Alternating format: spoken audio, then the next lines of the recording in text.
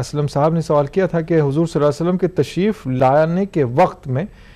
خواتین کا کیا حال تھا، کیا ان کی کیفیت تھی، کیا ان کی اہمیت تھی، عورتوں کے متعلق آپ صلی اللہ علیہ وسلم نے کیا چیزیں پیش فرمائی، کیا نعمتیں ان کے لیے دی، اور اس سے متعلق سوال ہے۔ بسم اللہ الرحمن الرحیم۔ نبی کریم صلی اللہ علیہ وآلہ وسلم جن حالات میں اس دنیا میں تشریف لائے اس کا اللہ تبارک و تعالیٰ نے اپنے کلام مجید میں تذکرہ یوں کیا، یعنی بطور خاص عورتوں سے متعلق سوال ہے تو اس لیے عرض کر رہا ہوں، وَإِذَا بُشِّرَ أَحَدُهُمْ بِالْأُنْثَى ظَلَّ وَجْهُهُ مُسْوَدًّا وَهُوَ كَظِيمٌ۔ جب ان میں سے کسی کو اس بات کی خوشخبری دی جاتی کہ اس کو لڑکی پیدا ہوئی ہے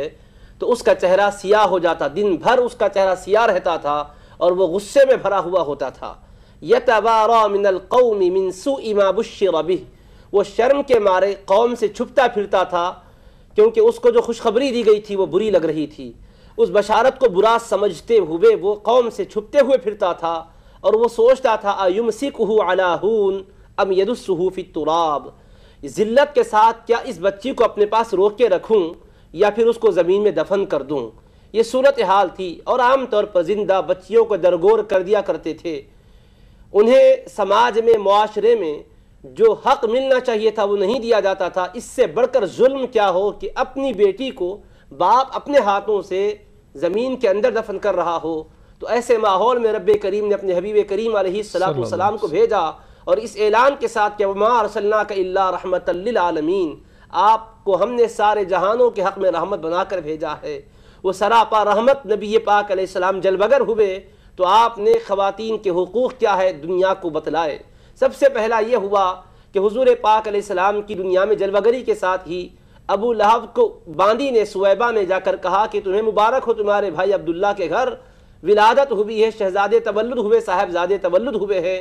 تو اس کی خوشخبری کی وجہ سے اس نے کیا کیا، اپنی باندی کو آزاد کر دیا۔ تو یہ پہلا احسان ہوا۔ اللہ تبارک و تعالیٰ نے اس کے ذریعے سے بتایا کہ میرے نبی کریم علیہ السلام دنیا میں تشریف لائے، سب سے پہلا احسان تو دیکھ لو کہ ایک باندی کی حیثیت سے جو عورت زندگی بسر کر رہی تھی، حالانکہ عورت باندی پیدا نہیں ہوتی، وہ تو آزاد پیدا ہوتی ہے، جینے کے پورے حقوق اس کو ملتے ہیں، لیکن سماج اور ماحول ہے کہ اس پر زیادتی کرتے ہوئے باندی اور کنیز بنا لیتا ہے اور اس کو مکمل طور پر جو جینے کے حقوق ہونے چاہیے نہیں دیتا۔ تو اللہ نے سب سے پہلے ایک عورت کو آزادی دلا کے بتا دیا کہ میرے نبی کریم علیہ السلام کی نسبت سے پہلا احسان یہ ہے کہ قید و بند کی زنجیروں میں جکڑی ہوئی خواتین کو حقوق مل رہے ہیں اور انہیں آزادی مل رہی ہے۔ اس کے بعد جب نبی کریم علیہ السلام نے غار حرا سے وحی الہی کو لے کر